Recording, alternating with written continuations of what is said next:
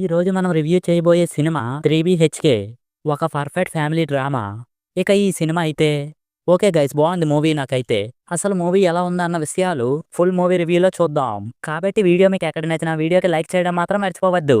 ముందుగా movie story line ఏమిటంటే, వాసుదేవ్ ఒక మధ్యతరగతి వ్యక్తి. అతడి కల తన కుటుంబం కోసం ఓ సొంత ఇల్లు కట్టుకోవాలనుకుంటాడు. అయితే కుటుంబం కష్టాలు అడ్డుపడడంతో అతని కల కలలాగే ఉండిపోతుంది. తన కొడుకు ప్రభువును బాగా చదువుకొని మంచి ఉద్యోగం సాధించి తమ కల నెరవేర్చాలని వాసుదేవ్ కోరుకుంటాడు. ఇక ప్రభు తన తండ్రి కలను నెరవేర్చాడా లేదనేది మూవీ చూసే తెలుసుకోవాలి. ఈ సినిమాలో శరత్ కుమార్ షటిల్ పర్ఫార్మెన్స్ ఇచ్చారనే చెప్పాలి. ఓ మధ్యతరగతి తండ్రిగా ఆయన చూపించిన వేరియేషన్స్ చాలా బాగా వర్కౌట్ అయ్యాయి.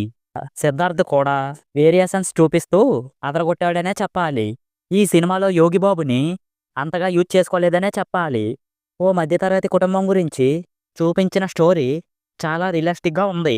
ప్రతి ఒక్కరికి ఈ స్టోరీ కనెక్ట్ అవుతుంది. శరత్ కుమార్ అండ్ సిద్ధార్థ్ పర్ఫార్మెన్సెస్ మూవీకి హైలైట్గా చెప్పవచ్చు.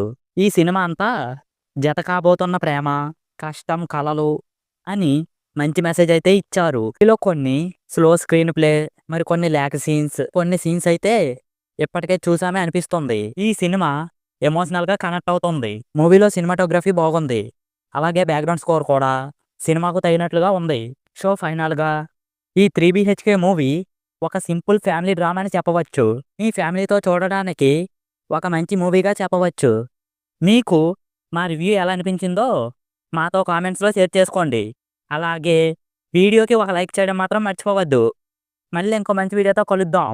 Thanks for watching. జై హింద్.